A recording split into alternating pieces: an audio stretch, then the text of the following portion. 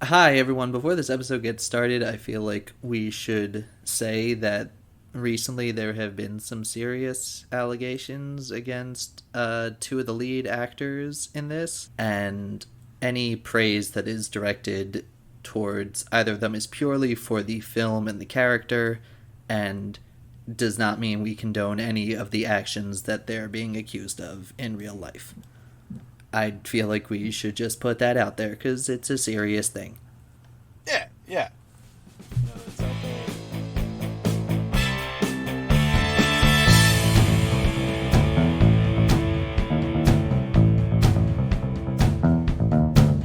So the job today, we're calling no highway option, and there's one thing we have to do.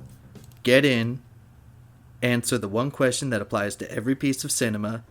Is it better or worse than Vin Diesel's The Pacifier? And get out. Now we need to introduce the crew. First you have... Oh, I spent all day thinking of a nickname and I couldn't. One of your hosts, Connor, a.k.a. Specs. I am Luke. You could call me... Yeah, I'm a guy... he's that guy. Yeah, real good. And I'm Hey, Jason. Specs. And I'm Jason, and this is my first time hearing of this bit. Yeah, I had That's thought... how it usually goes. I was thinking of it all morning and I meant to, send something, but then I got distracted and I was like, oh, it'll be fine. Listen, I have nothing but free time. If you told me sooner, I would have come up with a wacky name. I mean, there is already a Jason in this movie. Oh, there is. I forgot who that was. That was, Buddy. That was Buddy, right? Mm-hmm. Yeah. It was I was the, like, that, the like that Starbucks me. guy. Yeah. No. I know. What, Starbucks? No. Yeah, Go no, home. The Starbucks guy probably didn't have a name. First of all, the coffee shop is named Octane. Yeah, get your crap together, Luke. Yeah, whatever. So this week's movie suggested by our last This host. is my podcast now. This week's movie suggested by Manny Santiago last week is Baby Driver, 2017 film directed by Edgar Wright. And do you guys have any history with this film?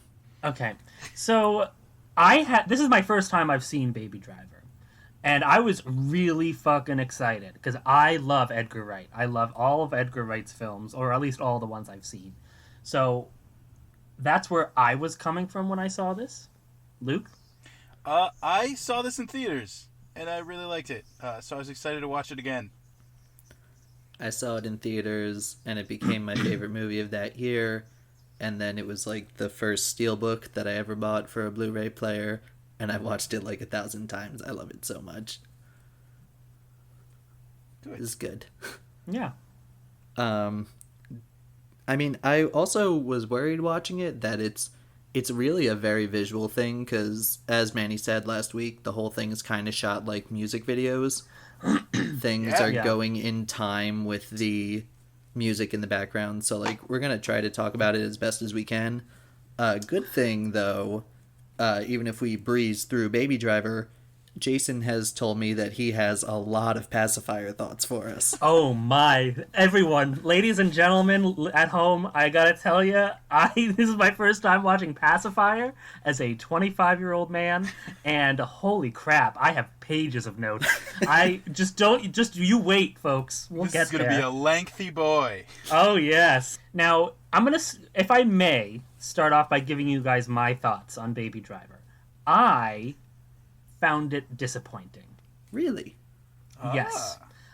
Yes. Now, I can save most of my thoughts for when we go by the play-by-play, but I think the overall, for me, was excellent in the first half, and then after they kill the cops at the butcher or the warehouse, wherever it was, then I was like, this doesn't make any sense. There's nothing... I feel like the characters don't act in character at some points, and I had a trouble relating to some. Not relating. I had trouble feeling like I wanted these characters to succeed. Fair enough. Luke, is it too late to get a new guest? I heard that, bitch.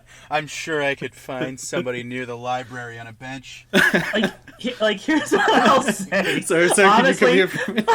Yeah. Honestly, at this point, that'd be a better replacement for me. Here's my. I think the movie was. It was just good sound editing and cinematography. That's what I feel like the movie was. And if you go to this movie for good character development or a more than decent story, then you might want to go somewhere else. That's a fair point. That's my hot take. I think there were more, upon my second watch, there were things that that didn't hit as well. Mm-hmm. Because I really, the first time I walked away whoa, like lots of other people did. But there's definitely some stuff that there's notes about them. But yeah, I had a fun action movie.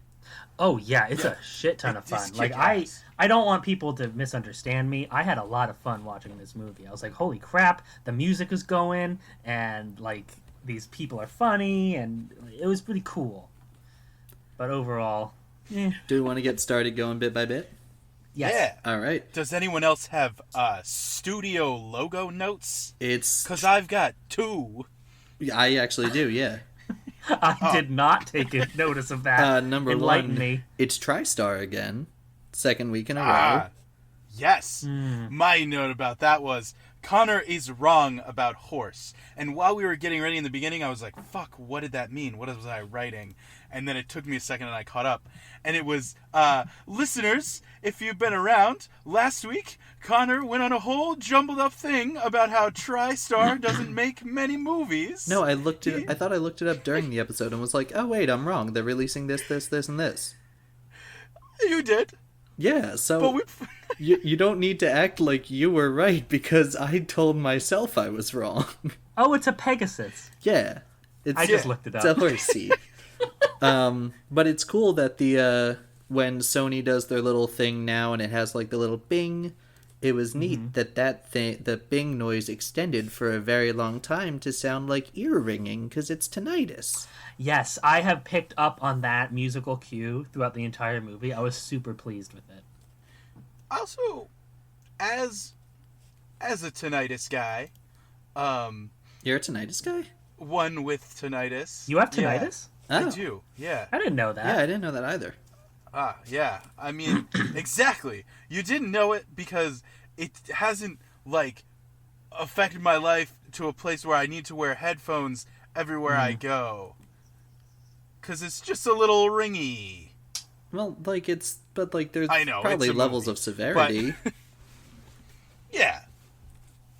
The first scene that we see is available on YouTube, and it's great to watch. It's a bank robbery to the song Bell Bottoms by the John Spencer Blues Explosion. Oh, I loved this scene. It's just cool. It started, and it was pretty much the second he turned on the windshield wipers and they were wiping in time. When I was in theaters, I was like, all right, well, I'm gonna love this movie to death no matter what happens, so let me see. Yeah, right? This is such a good start to the movie. I wrote very synchronized with everyone's movements. It was like a dance, almost, that you would watch. And you notice this throughout the entire movie. Every gunshot is synchronized to the music that's going on. It's so cool. Yeah. It's a lot like the Wizard of Oz thing, but not trippy, just cool action movie style of that. What, the Led Zeppelin lines up with Wizard of Oz if you play it Yeah. backwards? Have you guys done that? No. No, because I have free time. Oh, okay. I think if you in do your that, free you have too time- much free time. Fair. It's something that you should do once. Because, you hear people say it and you're thinking, oh, it's probably, it's exaggerated. It is spot on, insane, the way that it times up. The Munchkins are kicking in time with the music.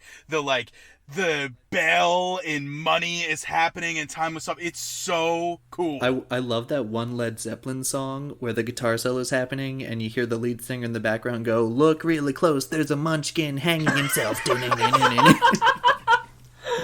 You make it sound like, Luke, that this is a drug we have to try. Sir, I did the DARE program. I don't do drugs. The scene has... I'm not going to say that there is not something to it, but... Yeah. The scene has a really cool moment that I feel like you would have seen in other like car chase movies, but I feel like I haven't seen yet, when they do like the red sedan 3-card Monty type thing. Oh, that was so where cool. they go under the bridge and like they're in the middle of 2 other red cars and flip it around. I think it's one of the best like cold open scenes before any opening credits, just to suck you in and you're like, all right, this is what it is. Yeah. Very, very cool, even though super plot convenient to find 2 other of the same car on the highway to flip in the middle of. Super. Connor. I know it's a movie. Super Connor, plot convenient but to you have gotta windshield give it wipers shit. be in time. Windshield wipers are never in time with your music. This is a thing that's bothered me and my family for years. No, they are, but then after a few seconds they go out of time. Yeah, and then after a few seconds they go back in. Did we also notice the little High School Musical there? What? Where we open and he's dancing in the car and he's playing a saw. I'm lost. What? That's a good joke. Somebody's gonna pick that up. Okay, so this is like the Overboard Music Man thing, but this time with Yeah, you. that's what I was thinking of. You know, I just want to say... Oh, go ahead. High School Musical, when it's the middle of that, what's this, the Status Quo song, and they do the like little bits. They're at the tables, and there's like the different people like the different stuff, and I like to pop and lock and whatever. The girl who plays the cello is at the skateboard table, and she's like, "It looks something like this," and then the other kid is like, "What's that? A saw?" There's a lot of lead up for that. So, sure. so you're just talking about when he mimes playing a violin because the song has I a am violin absolutely just talking about the violin because of the song. I'm so glad we took a chunk of the podcast for this. in it. Great joke. Welcome, required Jason. 0 explanation. I really am not being a good guest, am I? I just come here and start shitting on both of you. I feel like it's a good energy. Oh, I also want to say, I know I told you this privately, but I just want to get it public. I did appreciate the Music Man joke, and I did get Thank you. it. Was amazing. Yes, Jason also is one of the first people we know who like let us know that they were listening to the podcast and binged it. Mm-hmm. Yeah. So it's exciting. Next we go into the opening credits with the Harlem Shuffle as the song in the background. Is that the scene where he's getting the coffee? Yes. Yes. Oh my It's god. a big long take. I thought that the song was going to be Jump Around my first time through because it does the da, da, da, da. Good cinematography. That would happen later. Do you notice the graffiti in the background? No, what was it? When he walks by graffiti in some of the shots, it matches the lyrics of the song. Oh, I'm not surprised. Because I also wrote down his walk montage lines up perfectly with his surroundings. Yeah. So like the trumpet store, when he was at the coffee shop, he said yeah, yeah, yeah to the song, and even laying down the money in beat. I thought that was really cool. Just little Edgar Wright things. Anybody else think he looked like they dressed him like he was a young Han Solo? Oh yeah, no, it's absolutely a Han Solo costume. Hell yeah, I could Or see that. Shrek, depending on No. where you're coming from. Shrek and Han Solo have a pretty similar look. Stop, Luke. Why are you doing Shrek's this? vest does not go under his chest at all. Folks, It's close It enough. is. It's like a tiny bra for him. Folks, if you want to stop listening, You don't give them that option. We do. Baby gets Ansel Elgort playing Baby, gets some coffee and brings it back to a hideout, warehouse, whatever, where we meet Kevin Spacey as Doc. so now here's my question that I immediately noticed. If they all said baby on the coffee, are they all getting the same coffee? Because I've never met a group of people that all conveniently drank the same coffee. Yeah, he ordered 4 black coffees. Yeah, but they're all... Okay. Yeah. Maybe I'm just nitpicking. This is another movie. I don't know why we have so many movies that use the R slur so much, Oh. but it keeps coming up. Now, as a person who works in the mental health field, yes, the R word is a terrible word to use. No one in my field uses that, or they should. They shouldn't, at least. But I felt like it was I appreciated the choice in this setting because like you're dealing with criminals. You're dealing with people that aren't necessarily PC. Yeah, You they know are what I bad mean? people. Yeah. That was John Berthal as Griff said it a few times. I think they shouldn't have had him speak up to that point. That was one thing. Mm-hmm. Even when he was ordering the coffee, maybe he had it recorded. Maybe it was just like he pointed to it or something. I think it would have been more powerful if, up to that point, you weren't sure if he talked. Yeah. Yeah, that's a good idea. I think that's fair. I like that. I think it's a good little comedic bit where Griff steals Baby's sunglasses, and then Baby Yes. just like reaches into his pocket and pulls out another pair. That was so good. That man has been in that situation before. That's what I thought. All he has in his pockets are sunglasses and iPods. It's like a curse. You could bring it up at any point. It's not really like a plot spoiler.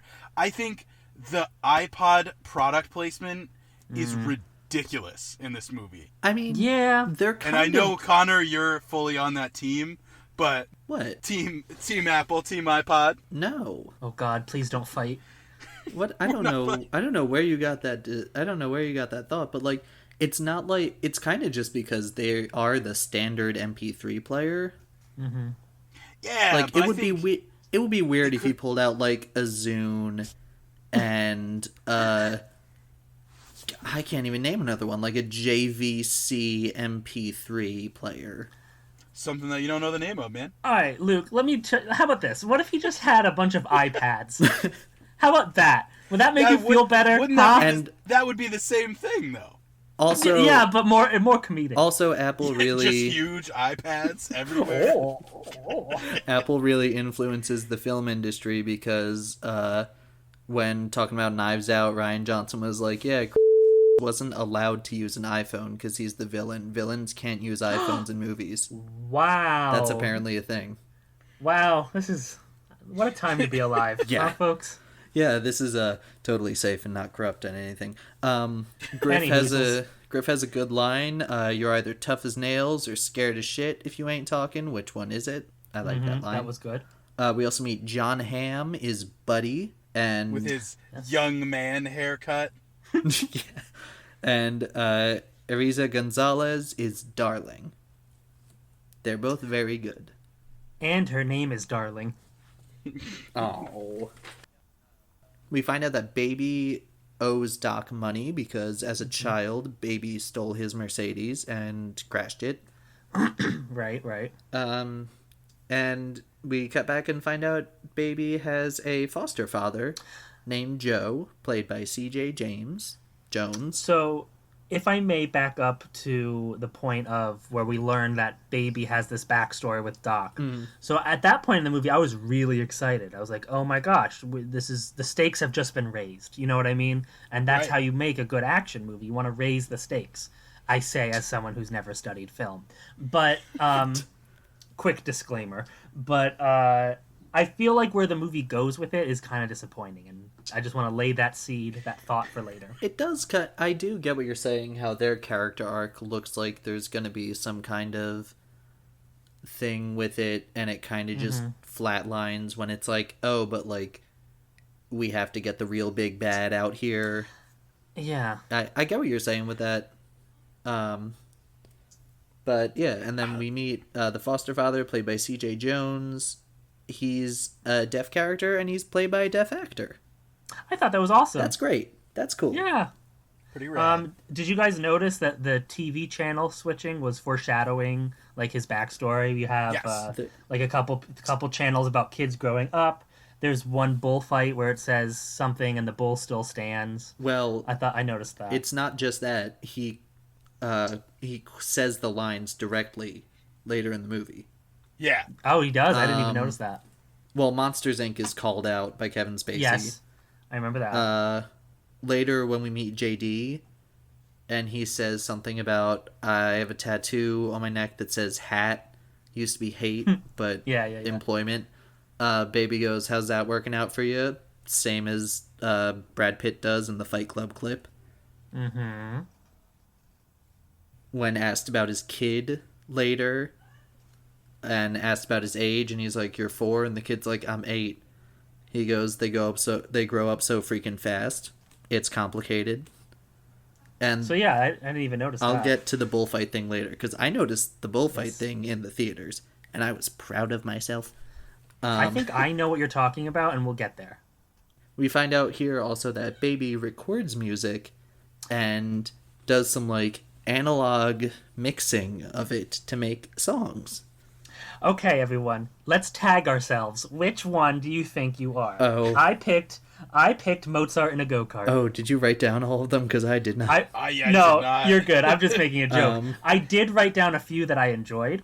My favorite one was the one Blowin' Stops, because you have to imagine after a job, some robber, some thief was like, "Oh my god, Doc, this kid was crazy. He was blowing stops." Like, I think it's just really funny to imagine how he got those nicknames. Mm-hmm. So I did appreciate that, like, array of of tapes that he had. And I do like how your eye is drawn straight to the mom tape in the center of the frame Yep. before everything I else noticed is. that.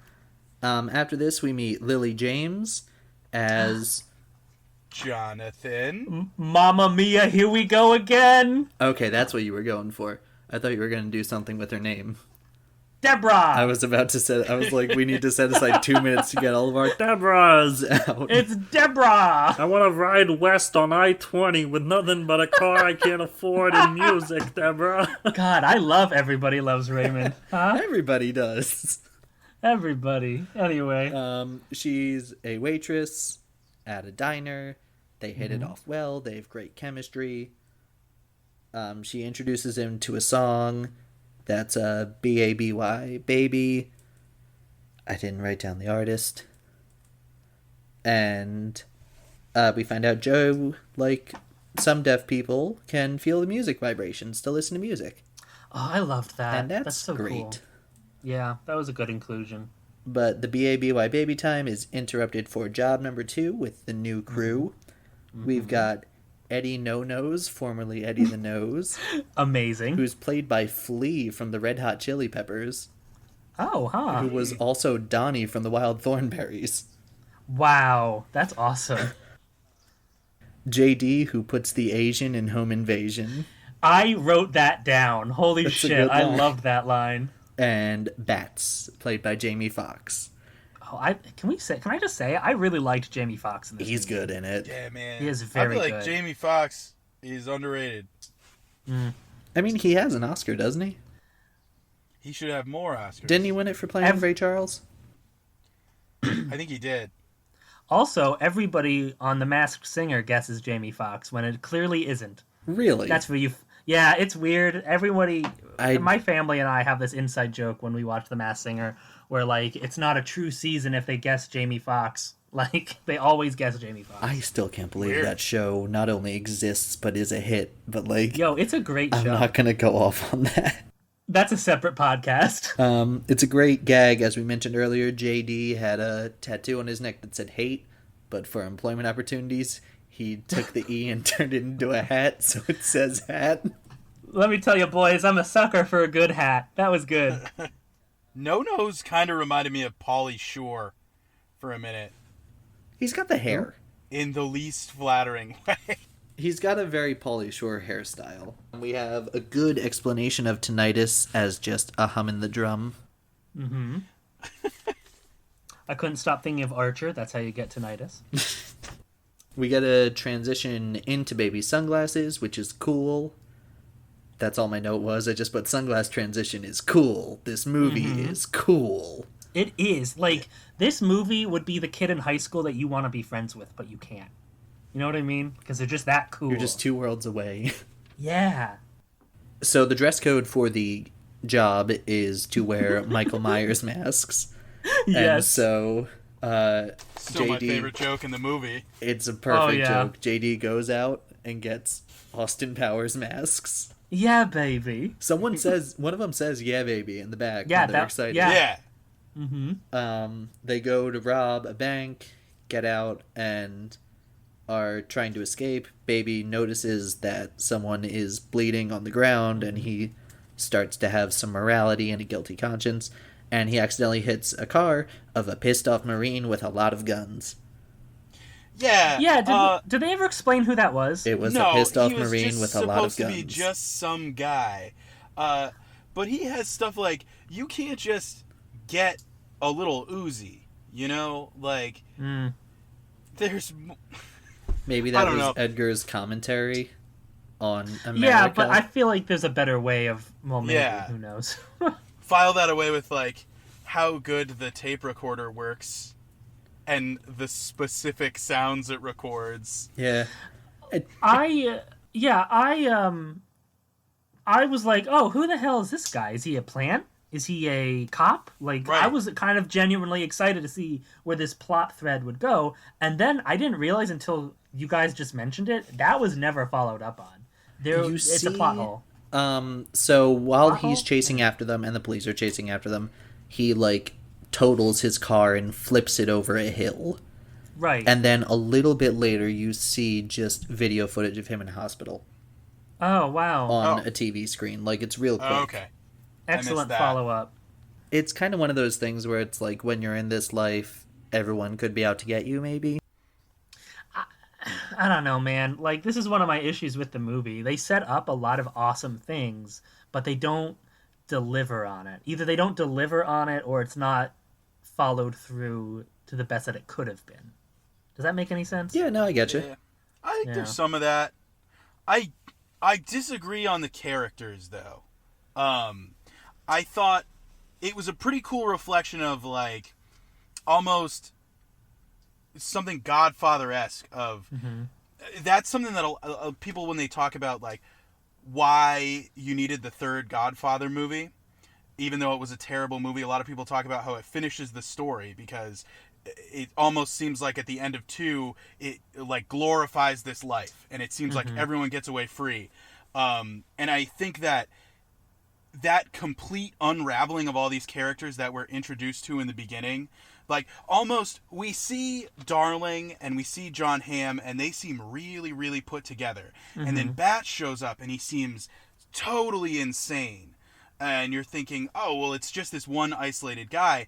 But then Bats, the scene in the diner that we're going to come up on, Bats starts to talk about, like, who they are and what their background is. And you really start to see, like you said, Jason, earlier, that nobody gets out of this life clean, and nobody's really untouched by it. And I think that unraveling up to what happens to them at the end, I thought that worked really well for me. Oh, I never picked up on that. I think that is a good point. Remember that, listeners, when you're thinking about the High School Musical joke from the beginning. Oh my god. You're gonna just be on that all episode, aren't you? So the chase is cool. They have to carjack a car. There's a baby inside. But Baby hands the baby to the mother because it shows he has some morality and a heart. Bats mentions he has a kid. Baby holds baby. Here's a question I had.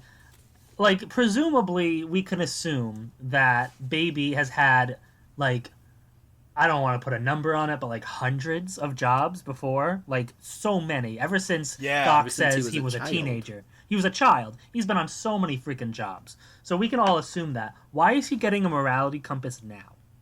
Because he's almost even with Doc, like, and now it's, like, less of a job and more like, if this is going to be the way that I earn real money, I don't know how to feel about it. Like, he doesn't have, like... I took it to be... I thought it had to do with the violence of it. Yeah, that's what I thought, too. Yeah, also the violence. Because, Bats, all full out... Well, I guess we don't see that it's Bats. It could have been the other two guys. But somebody actually kills someone at that armored truck run. And when it runs smooth, they just get in and out and they get the money. And even later, we see that JD stands for Just Dead, because he's dead in the trunk of Doc's car. Ah. And, like, there had to have been people killed in previous missions that he's been on. Missions? No. Previous jobs he's been on, right? So, like... All right, angels. Perfect. not this That's the movie at all. crossover. That's the crossover we want.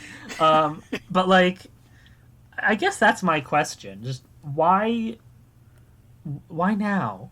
I think they want us to believe that he's so good at driving that it hasn't happened up to this point. Or Okay.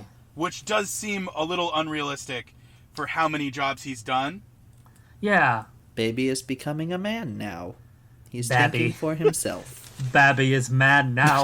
They spell Babby a lot of times in this movie. They spell it right for us. A couple of times I was like, all right, Jonathan, I know how to spell baby.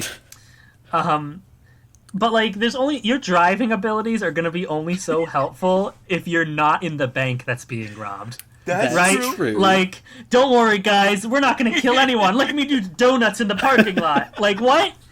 I don't But know. I guess he also is distanced from it in that way. Yeah. Yeah. Ooh, That he's never part of the inside. that's fair. Ooh, Luke, look at you. Look what you're bringing to the Being table. I all like it. analytical. I like it. All this that we're discussing, I looked at the time thing. This is all only a half hour into an almost 2-hour movie. Okay, I'm gonna shut up. No worries. No, It's fine. this isn't like an our conversation thing. Like, this is my third page of notes, and I wrote, "Holy shit, this is only Oh. half an hour in."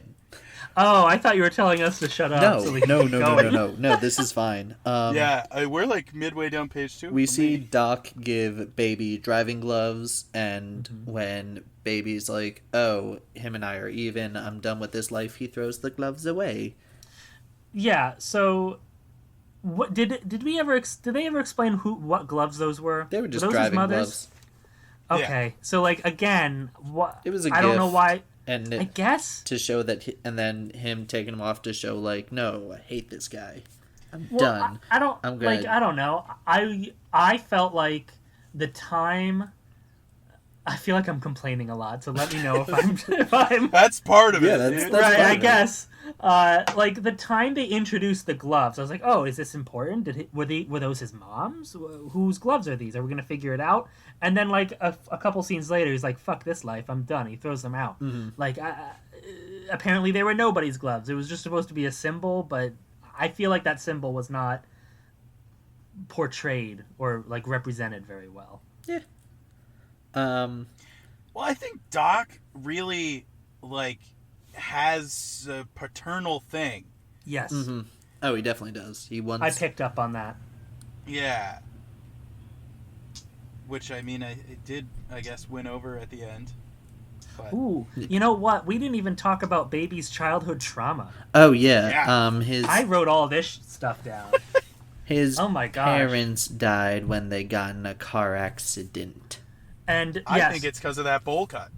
so stop. It's So not how cars work. as again, you know, when I was invited to the podcast, I was like, "Ah, God, what can I bring to the table?"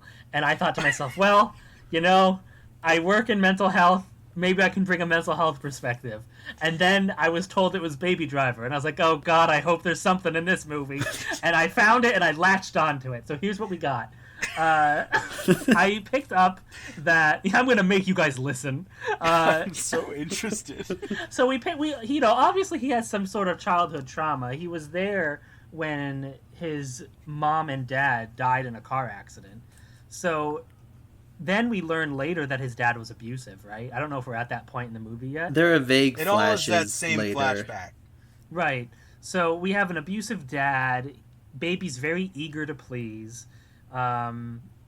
He's looking at the kids menu at the diner, which could be a form of regression. I don't know. I think I'm using that word right. Yeah, that sounds right from the yeah. 2 psych So, classes like- I've taken. Right. And maybe that's why he's even called Baby, because when he was a child, his whole life changed. So he wants to be young again. And then after that, this goes nowhere. There's no other. I didn't really Well, pick up on anything that- else that addresses the trauma, except for his maybe Freudian interest in Deborah. Yeah, maybe because his mom Yeah. did used to work at the diner. Jonathan looks does like remind him of his mother. Speaking of Deborah, she talks about how people's names are in different songs, which is very true. I have not heard a single Connor song in my life. I don't think I've heard a Jason song either. I don't know a Luke one. I don't think. Okay, well, it's worse for dudes. They all exist. I'll do a Google. But Go ahead. she talks about Beck's song Debbie, and that's a good song. I like that song. That's just, I wanted to bring that up. And they go on a... The soundtrack is phenomenal. Yeah, they go on a little date to a laundromat. I feel like sharing wired iPod headphones is like a low-key, super romantic thing to do if you're with somebody. My heart was dying. I was like, oh my god, this is so sweet. Yeah. Like, it was a really nice form of intimacy for them. I was also all about how well the audio synced up with changing of the headphones. And I know this whole movie is like the audio design and everything it syncs up with is phenomenal, but those are the small details that make it so cool. I specifically wrote down that the dialogue for this scene flows like honey. Like, it's just so nice to listen to. Like, it's almost like it's such pleasing dialogue, just like a Tarantino film almost, but like less feet. Yeah. It's true. I don't think there are any feet in this film. It was a visually very cool scene too. I thought that the shot of that first shot that they come up on them and they see all the washers in the back and they're standing there with the colors of the clothes. It was a perfect shot. Looked very cool. And then I thought for a second and I was like, oh man, really don't like that everyone's washing the same clothes in every washing machine. It's a movie. I know it's a movie. Also, you guys keep mentioning the sound mixing and the sound editing. Do you think this won the Oscar? I do not, because you asked that question. Correct. What did it go up against? Oh, never mind. I guess I'm not playing. Sorry, Jason. No, It's all good. It lost to Dunkirk, which Oh. I get, but at the same time, like, this entire movie is sound editing. Dunkirk was The sound pretty good. The I sound will in give it it that. was good, but like this should have been whatever. I just found some songs with our names in them, if you would like to hear. Connor, Snoop Dogg has a song called Alarm Clock. Here's the lyric. It's hard to be optimistic when Connor's your opposition. Okay, So that's a thing. I Luke, have no you beef have- with Snoop Dogg. Luke, you have old Luke was a lazy dog. nice. I had an old dog. His name was Luke. Nice. And then I have a song by Sufjan Stevens. I've heard of him Sufjan. before. Thank you. Sorry, I've never actually heard anyone pronounce his name. Sufjan Stevens, just named Jason. There you go. Jason, you're the only one. You heard it here, folks. It's only me. Welcome to No Jason Option. My podcast now.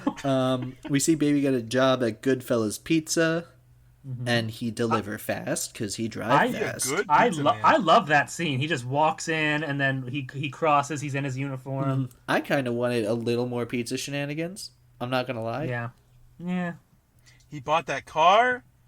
The IRS would catch up with him. Oh yeah. Oh, definitely. But since this all takes place in the span of like 3 days, because He doesn't have to worry about it. Doc immediately calls Baby and is like, I need you again. And if you don't, then I'm gonna kill everyone. And I know things about you because I'm a shady cocaine man. Right. So, did you guys pick up They keep a guy with a nasal problem? Yeah, they keep saying someone with nasal problems. And then he would always point to his nose. I was like, I know what that I missed means. that one. That's a Yeah. druggie. It's a Coke. So I wrote down Doc is manipulative in my notes. Obviously, no shit. But I was like, okay, if he's not a father figure, maybe he's supposed to be a representation of an abusive dad. I think both. He's definitely some Right? type of bad authority. Yeah. Um, We'll see where they take that. yeah. Yes. So the next. Did you see the valet? No. No. So, Doc is giving him that whole speech about how, like, you got to say yes. I don't want to give you this whole speech about, like, everybody you love is going to die. And there's a valet standing with his car right behind him the whole time. Again, it's a movie. The answer is it's a movie. But My question is, does this happen all the time? Why is I mean, he standing there? He's just listening to it, it's it's not addressed. a big fancy restaurant. That is a possibility that it happens more often Right. than you think. Yeah. The final job, they're planning to rob the post office, and Baby is sent out with Sam, Doc's nephew, to scout the place. He's got a little Another very good joke. Sam, I think, is my favorite character in the entire movie. He's got a little PSP. Yeah. His name has 2 M's apparently. I was watching it with John subtitles, Sam. and every time they said Sam, it had 2 M's, and I was like, "That's Sam. okay." This is when the teller at the post office asks, "How old is your child?" to Right. Baby, and he says 4. Sam says 8. They go up so freaking fast, don't they? Is the It's Complicated line from the TV. And Sam, the nephew, is 8 years old and already thinking about how to rob people. Sequel. Just Sam Driver. Sam Driver. And Doc mentions that he knows about Joe as well. And so we get our final job team, Darling, Buddy, and Bats. He uses John Hamm and Darling multiple times. Like, before this one, Yeah. the first job we see with John Hamm and her and Baby, they know Baby. They've worked with Baby. And then immediately afterwards, we hear Doc give this speech about how he never uses anyone twice. He never Exactly. uses the exact same team twice. He's a loophole, bitch. Yes. I like John Hamm being Buddy because every time I see John Hamm, I'm like, I feel like he is a relatively calming presence. And like, even when he Yeah. comes up to Baby and has the killer track discussion, they bring up Brighton Rock, which is just a cool fucking choice. And the fact that his name is Buddy is like, oh, he's the good friend, and then his Right. character is not at the end. He's a great casting for this. He's great in everything. There needs to be more John Well, Hamm, yeah. period. Ham. He's also very funny, and he's not in enough comedies. They are given privacy glasses to distract the CCTVs, which are a fashion statement. That was cool. I like them. And then they have to pick up some hardware from Okay. the butcher. So this is where we get to the point in the movie where I feel like it goes downhill. I mean, this was... I don't know if this was the peak for me, but in the theater it had one of my biggest reactions, but I was the only one in the theater who reacted to it. So, first, before we get there, we get more Bats is a bad person because he robs a bunch of gum and he kills that clerk, doesn't he? I don't know. I don't remember. I think No, he he did. just took this stuff. Oh, okay. Why did they have to spend the night together again? I forget. Bonding. I think they sense that someone's gonna run. Or no, it's because they fuck up the gun thing. No, they Well, wasn't they it was were because told. the gun thing was so close to the start time That's it. of the job. Okay. But so they go and they meet the butcher, who's played by Paul Williams. Who's Paul Williams? He wrote Rainbow Connection. Oh, I like Paul Williams. So the second he walked out in the theater, I was like, "Oh my god, look at that little elf man!" Connor was just like in his seat going, "Oh!" That's literally Clapping. what happened. And my girlfriend was like, what are you doing? Why are you screaming? I'm like, it's Paul Williams. That little guy did Rainbow Connection and all the Muppet Christmas Carol music. Oh God. Oh, I was so happy to see him. They're doing a lot of different types of guns as pig meat language. I don't know I thought that was why, nice. but I it think- works for me. I thought it was very like stylistic. I liked Yeah. it. You know. We got some... I liked this silly little gunman and all of his pig stuff. Yeah. Bats notices that they're police guns, so he thinks it's a setup, and there's a gunfight in time with Tequila. Awesome. Very awesome good. fight. Yeah. Then the heist crew stops at Debbie's Diner, which is a big uh-oh. Bats just full out guesses Buddy's backstory and gets it right. presumably, that he was a Wall Street guy, and he had a drug habit, and this is what led him to a life of crime. Sorry to interrupt. I forgot to mention. So after they leave the butcher, the camera shows like this hand with the fingers sticking up, and one of the fingers twitches. I thought, I'm not gonna lie, I thought like I was very tired when I watched this movie. I thought we were gonna get robots. I was like, oh, okay, interesting choice. New. And then I was like, wait, Jason, you're being stupid. I thought we were gonna get something. I thought Well, they do show up. the cop was gonna come back. They do. Which cop comes back? The big guy. Does he? We'll get to it, yeah. It's during the finale. Okay. Darling mentions the line, when Buddy sees red, you'll be seeing nothing but black. Yep, take note of Good that. line, good foreshadowing. Bats is planning to shoot Deborah. But Deborah, no. but Baby stops him and tells Deborah that they're leaving on 2 a.m. for a road trip. And then Can I just... Oh, go ahead. No, go. I'm just... Can I just say, Deborah is very willing to go along with all of Right. Yeah, she... Jonathan signs on to this life of crime immediately. They don't even know each other. Like, Deborah, holy shit, Deborah. Like, are you okay? If someone hasn't seen the movie and is listening to this and is like, who is this other character Luke is talking about? When Baby first meets Deborah, the name tag says Jonathan.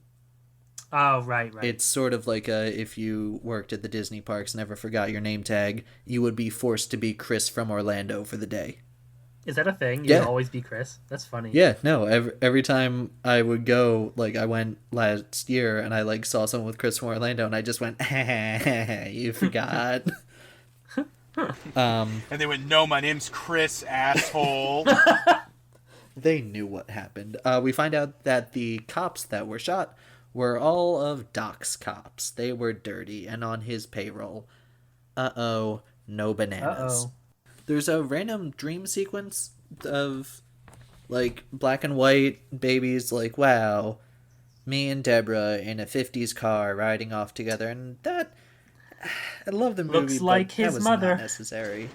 Looks like his mom. Yeah. I'm sorry, I just couldn't stop thinking that. No, and then he kisses her. I'm like, let's get Freudian. I think there was some of that in there. That's a good point. So, Baby tries to leave, and Buddy realizes that it's going to happen. So he tries to let him go, because he's his buddy, but then Bat shows up with the tape recorder. Oh, no. Oh, no. Until we get a very awkward moment where they play the tapes, and everyone's like, I'm sorry. I keep forgetting to put in my points when you bring them up. But why are they going through with this job? because they gotta. Why? They Like- they do mention it. I just didn't write it down. I feel like it's. I think Baby is because he's like, if I don't, then I'm gonna be tracked for the rest of my life through Doc. Sure. Sure. Well, he was using it as cover to get away. But Yeah, I that believe too, that. But I find that very believable. Buddy and Darling just needed the money somehow, and Right. Bats just wants it. So Yeah, well, you hear them talk about what they're going to end up doing with the money, you know? Like, this... I think Bats, even though he is supposed to be the visually most insane character that we see. We're not supposed to, like, agree with him. We're not supposed to be on his side. But I also think that his interpretations of people are supposed to be spot on. Yeah. Yes. So when he talks about, like, oh, you know, you live in this new life and you're addicted to the thrill of it and you're getting this money, like, this is just a game for you. Not, this is my life. Mm-hmm. I think that it's that. I think that they are in it and they're down some money and this is it for them. And Bats, it's his day-to-day job. So, like, imagine you're a Doc, right? And you're really smart, and you have a lot of connections all over town, right? Imagine. Yeah. Just imagine. And now you find out that your awesome team that you put together couldn't complete this errand because Bats thought they were cops, and they were, but he didn't realize that they were your cops. It's a whole thing. But point is, Doc was understandably very mad when they got back. If I was Doc, I would have called off the team. I think Because now, theoretically, Doc has all of the cops coming after him now. Right. Right? Right, but so I there's didn't really something- buy into the fact... I didn't really buy into them continuing to do it. there's something about I think he trusted him not like them continuing on the thing because like they're already in too deep and like the cops are already going to find them, because this is when Bats says something about like they're going to know your names, it's not that hard to figure out, you got a 4-letter name, and he's like, my real name's not Bats. He's like, they're going to know your name, Leon. Yeah. So they go through with everything. They find Baby's tape recorder and his music, but they find out it's just the music remixes that he likes to make, and they're like, okay. And Darling's like, this shit is crazy, haha. This shit is Bananas. bananas. B-A-N-A-N-A-S. And curtain. And then we get the final job with some thunderstorm warnings on the radio for obvious foreshadowing. And the music. Oh my god. Music's real good. The music's syncing up with the thunderstorm and also the chaos building all at once. Perfect. I think more perfect than the beginning even. As Baby waits for everyone to come out of the post office that's getting robbed, he sees the nice teller lady, and he gives her a look like, don't go in there, don't go in there. They're parked right behind a construction truck, which if you look at the poles, there's a red cloth tied around the poles, foreshadowing that it's used to kill bats, I think. Red What? like blood. Oh. That's what I thought watching it the first time. I was like, oh, there's something red on that thing. But yeah, so everyone gets in the car, and Baby hesitates, and Bat screams, like, move, you gotta move, you gotta move. So Baby floors it forward, they run into a construction truck, and the poles impale Bats and kill him. Yeah, we've all seen Pops off Final his Destination. airbag first. Yeah, he turns off his airbag as well. And when Buddy asks, Baby says, I moved, and now Baby starts running. And if you think back to the bullfight on the TV, what do they say? Ooh. Gaston is running out of time. He's had his tries on horseback. Now he must try to end this on foot. And I would say, though, all of the spears that were stuck in the bull had that red cloth, That too. like the pole. That too. I just started thinking Escape from the City. That's what I was singing in my head as he was doing it. Hocus Pocus is a good song with its weird yodeling, but have you ever seen the YouTube edit of this where someone changed the song to the SpongeBob Chase music? The dun, dun, dun, dun, dun, dun, dun, dun, dun. Yes, amazing. It's great. Bigfoot chase, and as Baby's getting away, he just so happens to crash into Buddy and Darling, because coincidences work out well. The one section of the movie where he is not a good driver. Because he's Yeah. panicked, and he only has one lens in his sunglasses. And did you notice as soon as the iPod was shot, you hear the tinnitus? Mm-hmm. I Yes. thought that was cool. Very well done. It really sounds like that. That's pretty on point. I can't imagine what that's like. There's a cop shootout, and Darling dies, which pisses Buddy off. So Baby carjacks a car and gives a woman her purse out of the car and apologizes for the carjacking. He turns on the chorus of Radar Love, which gets me hyped all the time.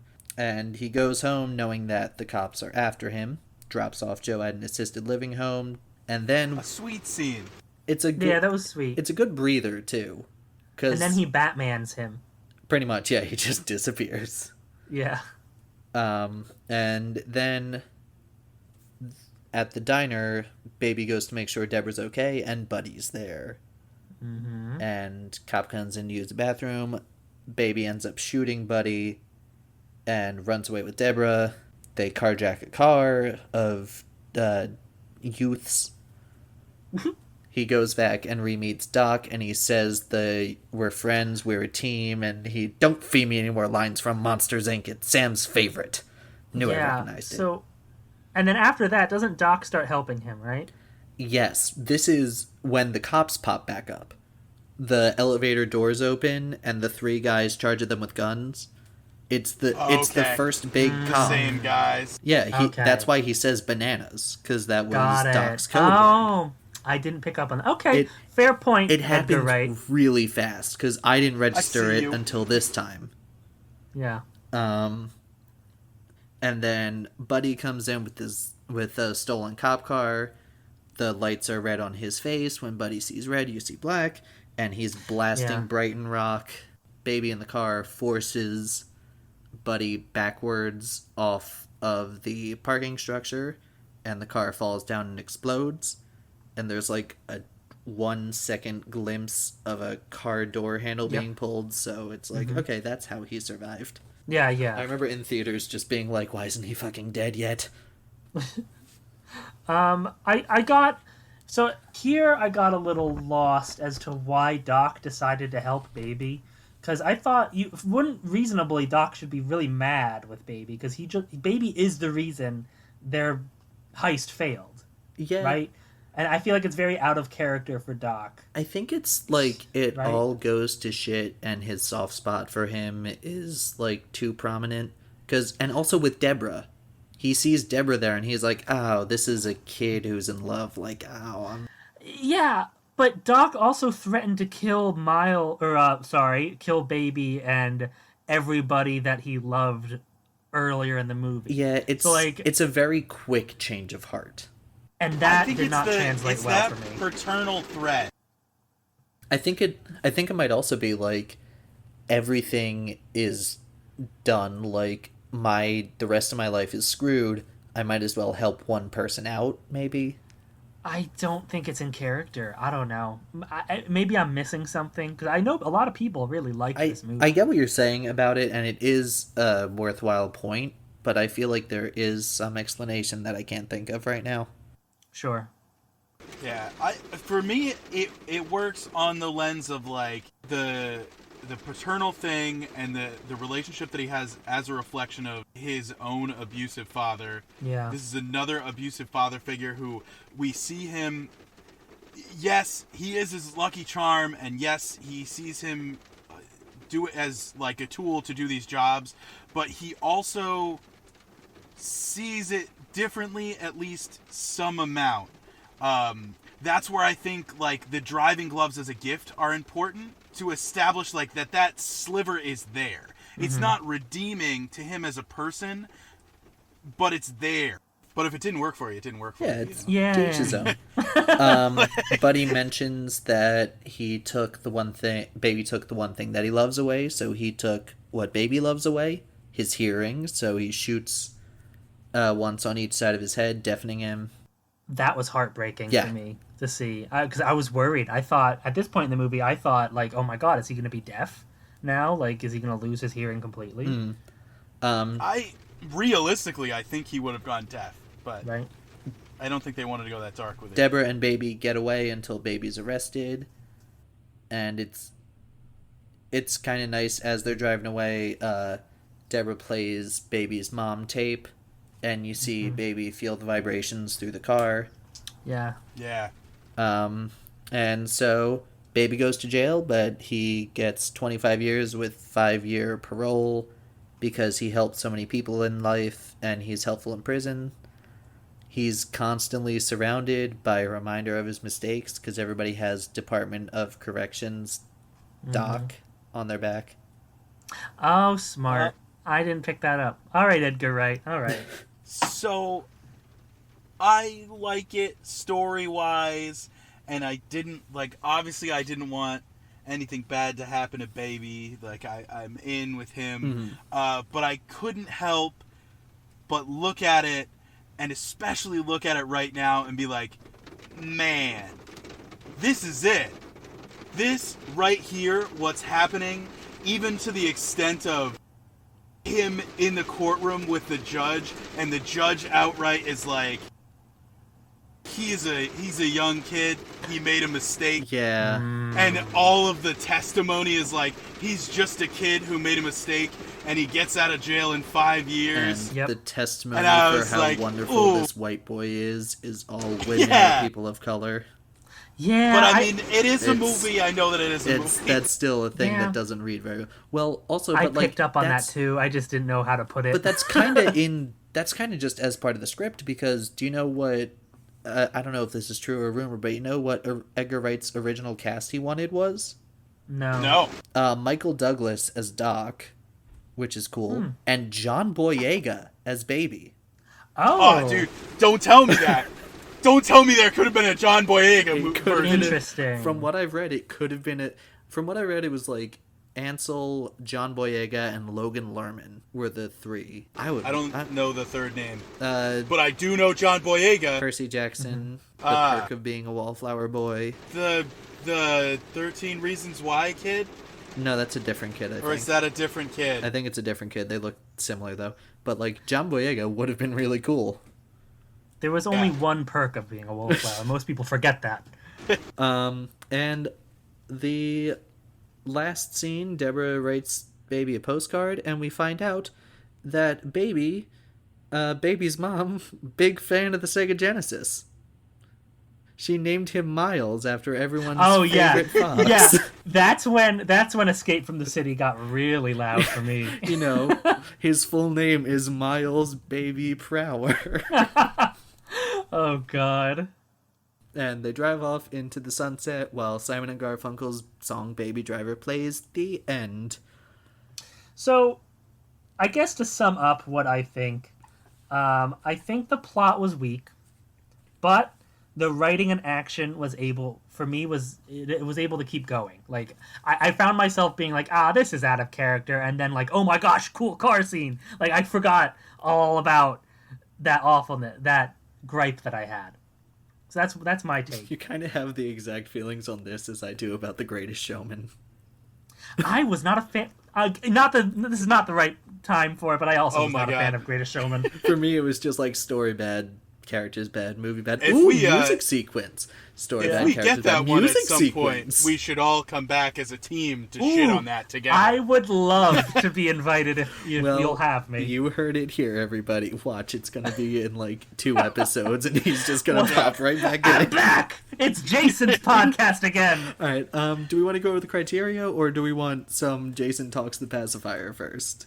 Alright, I'm already ready. Here we go. All right. So, let's talk Pacifier, boys. So, like I said, this is my first time seeing the Pacifier, and I did not go into this with high expectations.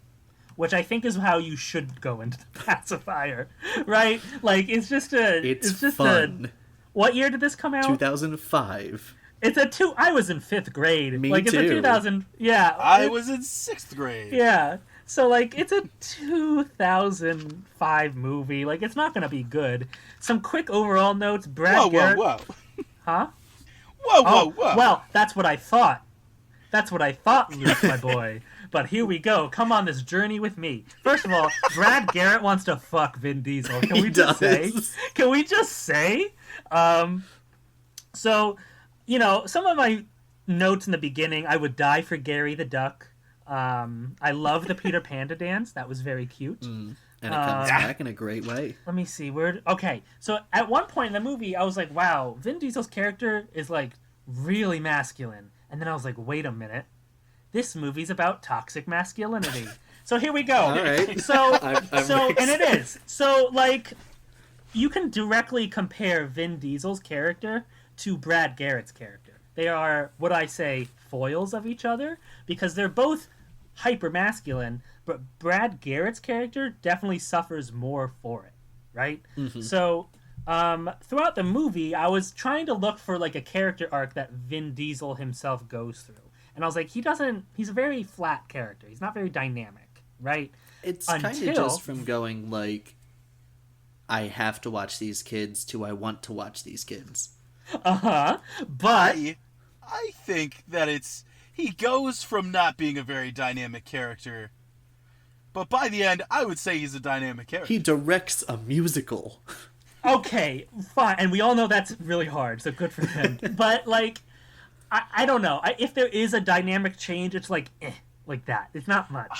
So, I don't know. But here, hold on. You're gonna love this. He leads the Girl Scout troop. You're gonna love this. The Fireflies. Whereas Vin Diesel doesn't show change. he brings change to those around him. So let's talk about the kids. Ooh. Let's talk about the kids, right? So you have the little girl in the Girl Scouts, right? And The one who's obsessed with Vin Diesel's tits. Oh, aren't we all?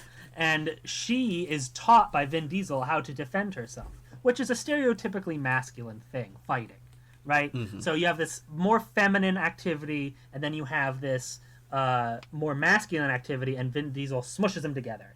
And they actually perform very well in their duties as Girl Scouts. Now, this sounds like very, like, it's good to be a man. But, counter, you get to the son, who is ashamed of disappointing his late father for being into theater and not into wrestling. But Vin Diesel, being very chill for 2005, I think, is like, hey, it's okay. Like, you can be a man and do theater, right?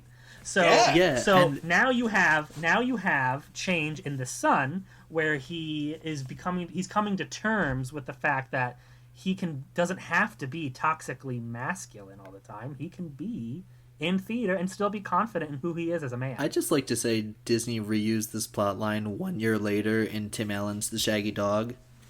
Interesting. He's like, Spencer Breslin, please do football. And he's like, fine, Dad, I'll do football. And then when Tim Allen's a dog, he goes into Spencer Breslin's room and he's like, why is my boy singing Grease? And don't you sully this movie's good name with Tim Allen's The Shaggy Dog. I'm saying that ripped this off. Yeah. So, if you're looking for character development with Diesel, you could probably see it in, like, every time the emergency buttons are pushed, it's for a non-life-threatening emergency. It's for, like, something that a dad has to do. And I would argue maybe Vin Diesel learns how to be a dad, where he learns that you need to mesh it's okay to be masculine, it's okay to be feminine. You mesh them together. In his fight scene with the ninjas, who, side note, is it a little racist to make the Asian people ninjas? It's not cool. Yeah, but in the fight scene with the ninjas, he uses toys, he uses baby powder as weapons, he uses a broom, which you could argue are stereotypically feminine objects. Right? He's using his femininity to fight off these people. I could go on. I have a thing about specifically his group, but I will wait. If you look at the fight scene with Brad Garrett and the wrestling scene where Vin Diesel totally owns Brad Garrett, someone's holding up a sign that says John 3:16, which is a Bible verse. That's held up at a lot of sports events in media in general. And I think just in life. Yeah. I don't get it. I looked it up. It came up a lot during. It was big when the Red Sox won the series in 2004, and it was big. It was a big thing surrounding the TV series Lost. So, like, here's the quote for those of you who don't feel like looking up the Bible verse. For God so loved the world that he gave his one and only Son, that whoever believes in him shall not perish but have eternal life. So at this point in the movie, I'm like, is he a Christ figure? Oh my God, what is this gonna get? But that went nowhere, so whatever. I think John 3:16 started maybe with Notre Dame college football, because they're a very religious, like, they have end zone Jesus and stuff, or touchdown Jesus or whatever. Maybe it's the belief. So, Luke, I did write down here more for character growth with Diesel. Like, maybe he did realize that, he can't be hyper masculine when trying to raise these kids. Like, when the beginning, you remember how it was. We have a strict schedule. We have to do this. We have to do that. You don't have names. You have code names, whatever. But he learns, especially after the ninja fight, that's like, hey, I have to do a different approach that isn't as masculine. Oh boy! So all in all, put a nice little bow on it.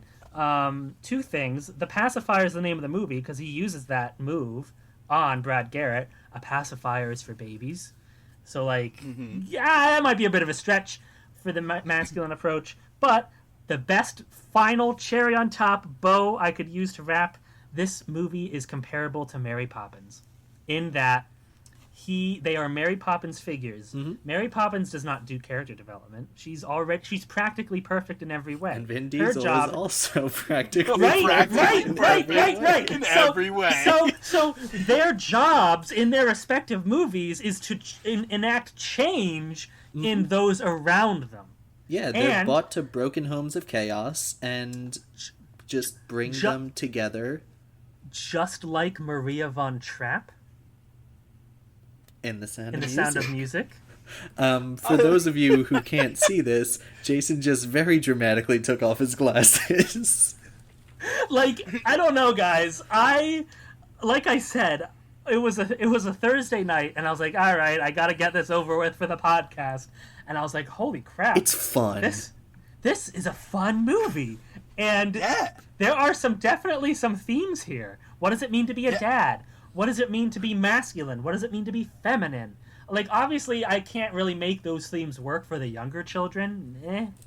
But the daughter... There's enough, like, fun and fluff for them as well. Yeah, and the daughter, the older daughter, I kind of got lost with that one. You know, maybe what does it mean to what does it mean to date someone who cares about you, date a man who cares about you? And it's like becoming an adult without a major adult figure in your life. Mm-hmm. Yeah. Yes. So, all in all, I really like The Pacifier. Good movie. I am done hijacking your podcast. Should we name this episode Jason Mountain Presents Baby Driver and then parentheses with the no highway hosts? Yeah. And they say highway option 4 times. I counted. Good. One more thing, if I could have a gripe, I feel like the hetero romance that Vin Diesel has at the end was not necessary. Nah. I feel like it takes away from the masculinity stuff that they were trying to set up. Like, oh, what's your reward for being a non-toxic masculine person? You get Lauren to have Graham. a girlfriend. Yeah, so like, but you know what? No 2005 movie is perfect. I'll give it to it. All right. Well, with that, do we want to go... Wait. Oh, okay, rebuttal time. Here's my Vin Diesel growth rebuttal. Please. When we first are introduced to Vin Diesel in the beginning of this movie, he is a reflection entirely of his own father. We don't hear very much about his mother. I believe that she either died or was absent. His father performed the same job that he did for the military. He was a workaholic. He never saw him. And Vin Diesel is not super into that, but he falls into that same thing. He falls into the same track before I think he even notices it. So much in the same way that he's helping these kids grow, they each teach him a lesson to take away. In the same way that he is teaching the younger daughter, he's teaching her self-defense.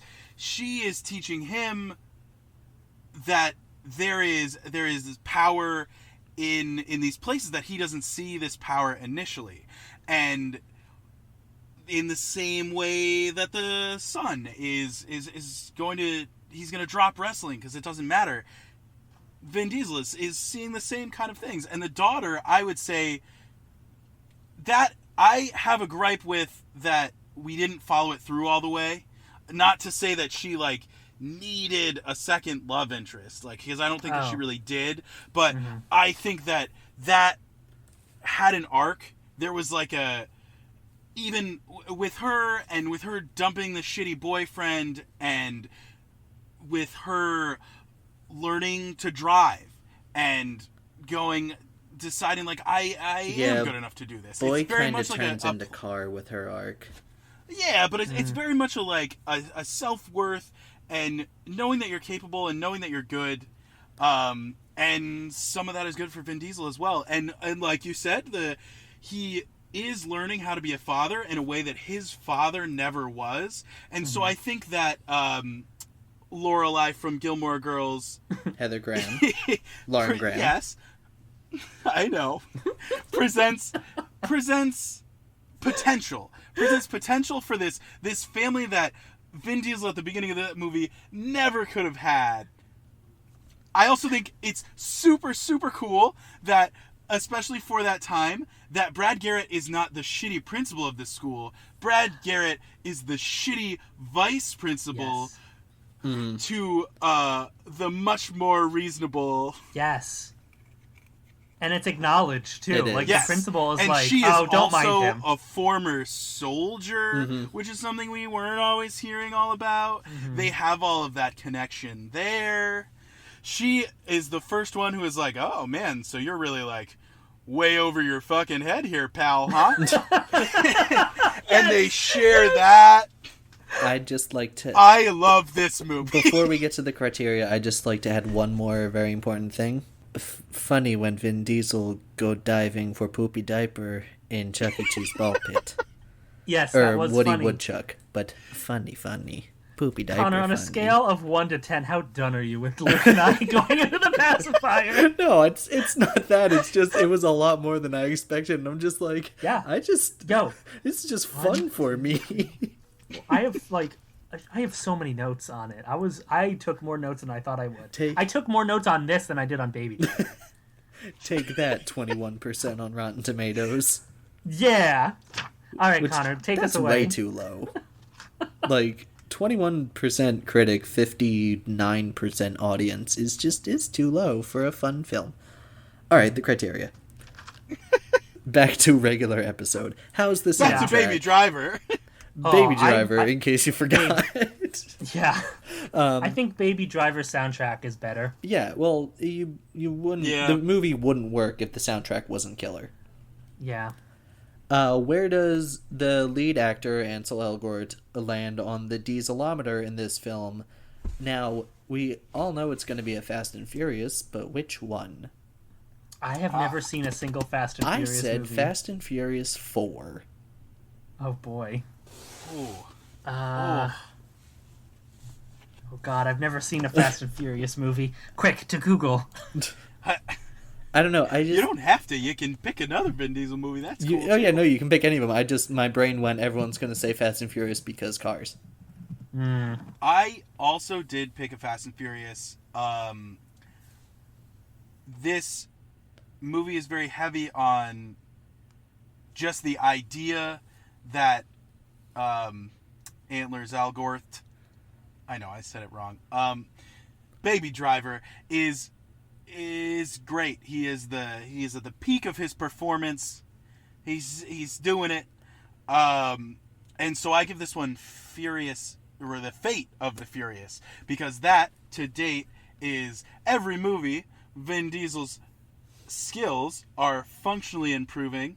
I thought for a minute I wanted to go with like 1 because that's the most car racing. Mm-hmm. But his wheelhouse of skills is wildly improving every time. Vin Diesel from the Fast and the Furious could not wrench fight Jason Statham as much as Right. I just fucking based it on the performance period, and from what I remember, the 4th Fast and Furious, that's the one where it's like Fast and Furious but with an ampersand or whatever.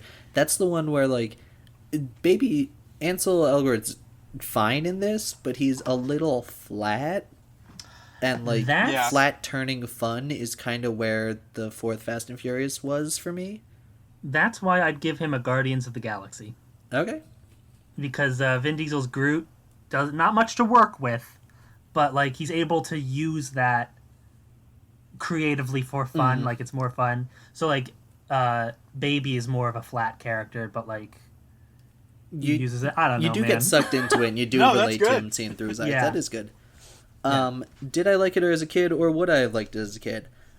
Kid me probably would have loved the car chases and the one time they bring up Monsters, Inc.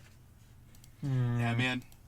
I would have loved this as a kid. Fast car, pretty goral, like So cool.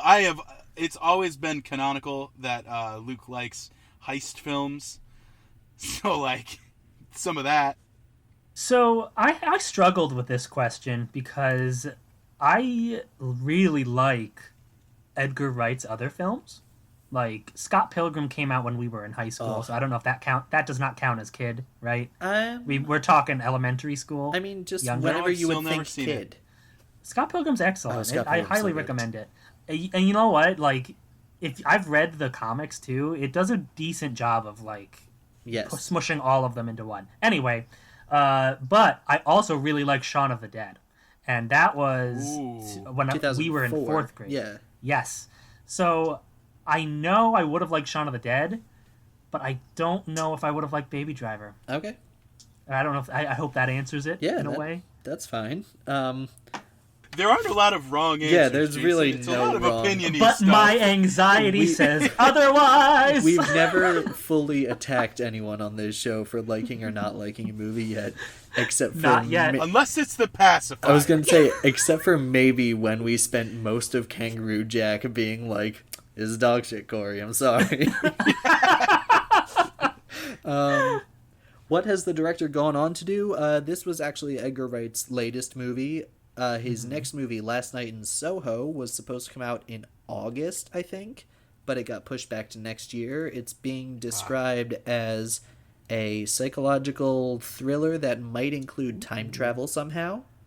I'm excited Something for about that. like a girl Rick wishes she films. was born in the 60s and then somehow ends up in 60s Soho, London, and there's like a serial killer or something. Didn't he? Yeah. Is it yeah. Jack the Ripper? 1960s. With Jack the Ripper? No. Okay, Luke. All right. But I only have one serial killer London joke. yeah, we got Edgar Wright before this did like Scott Pilgrim versus the World, the Cornetto trilogy, Spaced. Mm-hmm. I'm still really mad. My sophomore year of high school, I was supposed to go on a double date to see Inception, and it ended up just being me, my friend, and the girl that I liked who just became our friend. But he was like, we should take him to go see Inception. And I was like, nah, man, what about Scott Pilgrim? Scott Pilgrim looks cool. And he was like, no girl wants to see Scott Pilgrim. Oh my god, And then Scott Pilgrim's so good. In line for Inception, my friend was like, oh man, Scott Pilgrim looks great. Like the girl that I liked. So I just turned around and slapped him in the middle of the theater. Did you actually? I was a piece of shit in high school. Oh my. But, Iconic. Next. Inception is fun, too. Inception's good. I was glad I saw it. I yelled at the screen at the end. But next up, is there anything as memorable as the Peter Panda dance? For me, it's either the opening sequence or Bats' death. I went the opening. I'd say the opening. Yeah, that's like just full stop. Mm-hmm. Who's the Brad Garrett insane side character of the movie? I Sam. do think that we might want to change the name of this because there is a second insane side character in the Pacifier that I completely forgot about because I keep forgetting the actor's name. But Is it Gary the Duck? no, it's Carol Kane. No. Carol Kane, I love Carol Kane as the vaguely Eastern European nanny who leaves Listen, in the movie, and she she's so good is- at I it. guess you She could be is either. so good. She's in Gotham as Cobblepot's Yeah. mother. She's Lillian She's in and Kimmy, Kimmy Schmidt. Schmidt. She was in Princess Bride. She's like, I it's so think it good. should be the Brad Garrett / Carol Kane because they're both great. that's your two's business. for it. All right, cool. I'm staying out of it. I like Sam as a choice because he's Yeah, kind of Sam. in and out. I like JD. All right. God. I am split between the tiny silly gunman Oh, and that's right. and the cook from the diner. Oh. Because we didn't talk about him really. I guess we didn't talk about him at all. There's nothing really to talk but about. he's- He just goes, Debbie, phone call. Keep it short. There's the thing. His whole character is in this diner that is always empty except for Baby and friends. No matter what Deborah's doing, he's always like, "We got diner food to make. Debbie, get over here. Don't make it quick." Oh no! Luke is right. He's got a point, but Oh my god! with Oh no! There's so many customers. Yeah, and there's never any customers. There's always a 2 waitress to customer ratio. He's such a dick. That's a You're good right. point. Oh, Luke is winning me over. On the phone when Baby goes, "You tell her Baby's on the way." You know, he's just a dick the whole time. You may have convinced me to change mine to the butcher, to Paul Williams himself, but that's just because it's Paul Williams. He's also very fun. And last but not least, is there anything as batshit insane as the Sound of Music subplot in The Pacifier, which, in case you forgot, is a one-scene subplot where Brad Garrett and Lauren Graham discover that the boy that Vin Diesel is watching has bleached his hair and has a Nazi armband in his locker. Vin Diesel follows him to what he thinks is a Nazi meeting, Nope, the boy's just playing Rolf in a community theater production of The Sound of Music. I don't think there's anything like that in Baby No. Driver. No, I also said I don't think anything is... I changed my mind. I initially had the iPod product placement, but I have since changed to how easy it is for his tape recorder to pick up specific sounds. That is crazy. I think that's fair. I'll Okay. give you that. Yeah, I'm still thrown off on you calling me an Apple shill from the beginning of this, because like I was once not included in a work group chat, and when I asked why, they were like, "Oh, because if we put you in it, then the bubbles would be green, and we don't like the green bubbles." That is some elitist bullshit. It was extreme elitist bullshit. And last but not least, Jason, you can go first. What was your rating for Baby Driver? I would give it 2.5 wrecked cars out of 5. Okay. Better, worse, same as Pacifier? I would say, see, that's a tough one because I just went on this rant about the Pacifier, and I spent this whole podcast saying like, Baby Driver's meh, but like I know Baby Driver is a little bit better than the Pacifier. I will say, Okay. a little bit. What'd you think, Luke? I gave it 95 tiny toy cars. It's fun as hell, but it is not better than the Pacifier. I gave it 50 tire burnouts out of 50. It is much better than the Pacifier. In fact, it is a perfect movie. Whoa, okay. And that is our discussion on Baby Driver. And now it's time to play the Coming Attractions game, where Jason has selected a movie for our next episode. Yes, I took a long time deciding. I went through a couple movies. I told Connor this the other day. Originally, I wanted you guys to watch the really crappy House of the Dead movie that based off of that arcade video game shooter, but I decided to care about your sanity, so we're not going to watch that. What sanity? Wait, you It's decided not- to care about our sanity, and yet this episode is already like an hour and a half. Yeah, you have fun editing. So I have chosen this movie. It came out in 2012, and Is it 2012? and 2012 let came me out see in if I can get. 2009. Oh, did it? That's fun. I knew that it wasn't 2012. I didn't know the year. Let me get this real quick. So this 2012 movie has... Hold on. I'm trying to get the right word. Okay. It's the only movie you can find. Here's my hint. Ellen Ripley and Thor in. Yes! Do not guess right away. Give... Oh, can I guess the How genre? do you know based on that? So, Luke, I'm going to ask if you want to guess first. Oh, man. Is it in any way related, maybe by genre or aesthetic, to House of the Dead? Probably by genre. Yes! Oh, I hate this genre and So I it's love a this movie. horror film. I love this movie so much. Is this the... It's the one with the... Is it the cabin in the woods or the last house on the left? Go back. Connor, would you go back one, Luke?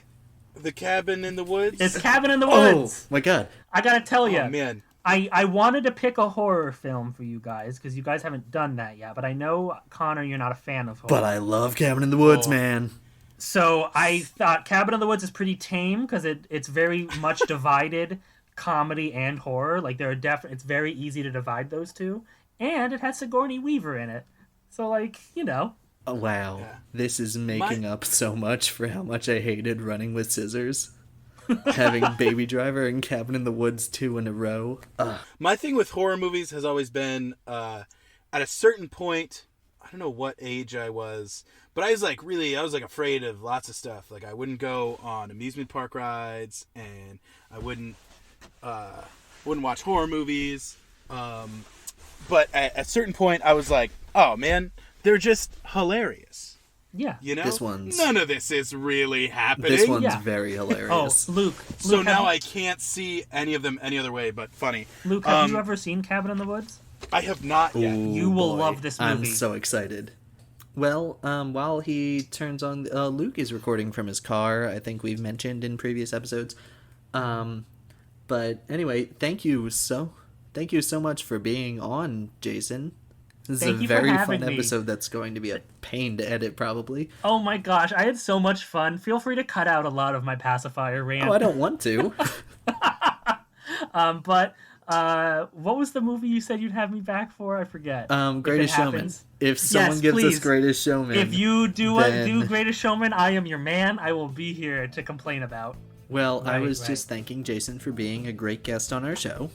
And Thank you guys. Thank you, Jason. for giving Thank us you guys. Thanks for coming. and for giving us Cabin in the Woods. I was so nervous. I think it was fun. I had a lot of fun. And tune in next week when Luke, myself, and another friend of ours discusses Joss Whedon and Drew Goddard's 2012 Cabin in the Woods. And thank you very much for listening. Be sure to follow our social medias, give us some feedback, blah blah blah, all that usual podcast stuff. And as always, for No Highway Option, I've been Connor. And I've been Luke. And I've been Jason. And these have been all of our opinions. And if you didn't agree with them, too bad. Because it's our way, no highway No option. highway option. I hope that lined up. Round.